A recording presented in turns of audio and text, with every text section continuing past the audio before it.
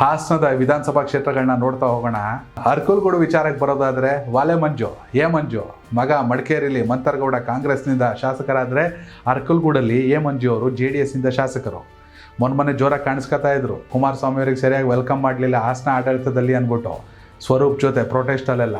ಹೀಗಾಗಿ ವಾಲೆ ಮಂಜು ಮತ್ತು AT ರಾಮಸ್ವಾಮಿ ಇವರಿಬ್ಬರದೇ ರಾಜಕೀಯ ಅರ್ಕಲ್ಗೂಡಲ್ಲಿ. ಒಂದ್ಸಲ ನೀನು ಗೆದ್ಕಬ, ಒಂದ್ಸಲ ನಾನು ಗೆದ್ಕೊಬತ್ತೀನಿ ಅಂತ. ಬಟ್ ಜನ ಸುಮ್ಮನೆ ಇಲ್ಲ. 2023ರಲ್ಲೇ ಕೃಷ್ಣೇಗೌಡರು ಮ್ಯಾಜಿಕ್ ಮಾಡ್ತಾಯಿದ್ರು. ಟಿಕೆಟನ್ನು ಕಾಂಗ್ರೆಸ್ ಕೊಟ್ಟಿದ್ರೆ ಬಂಡಾಯ ಕಾಂಗ್ರೆಸ್ ಅಭ್ಯರ್ಥಿಯಾಗಿ 55,000 ಓಟ್ ತಗೊಂಡಿದ್ರು ಕೃಷ್ಣೇಗೌಡರು.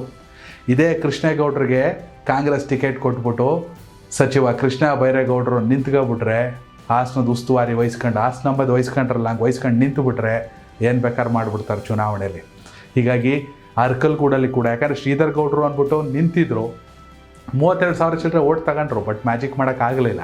ಅರ್ಕಲ್ಗೂಡಲ್ಲಿ BJPಯಿಂದ ಯೋಗ ರಮೇಶ್ 19,000 ಚಿಲ್ಲರೆ ಓಟ್ ತಗೊಂಡಿದ್ರು. ಅವರು ಜೊತೆಗೆ JDS ಅಭ್ಯರ್ಥಿ ಮಂಜು ಅವರು ಎಲ್ಲ ಜೊತೆಯಾಗಿ ಹೋಯ್ತಾರ ಗೊತ್ತಿಲ್ಲ. ಹೀಗಾಗಿ ಅರ್ಕಲ್ಗೂಡಲ್ಲಿ ಕೂಡ ಶ್ರೀಧರ್ ಗೌಡರು ಅಥವಾ ಅವ್ರ ಬೆಂಬಲಿಗರು ಎಲ್ಲರೂ ಕೃಷ್ಣೇಗೌಡರ ಪರವಾಗಿ ನಿಂತ್ಕೊಂಡ್ರು ಅಂದರೆ ಏನು ಬೇಕಾದ್ರೂ ಮಾಡ್ಬೋದು.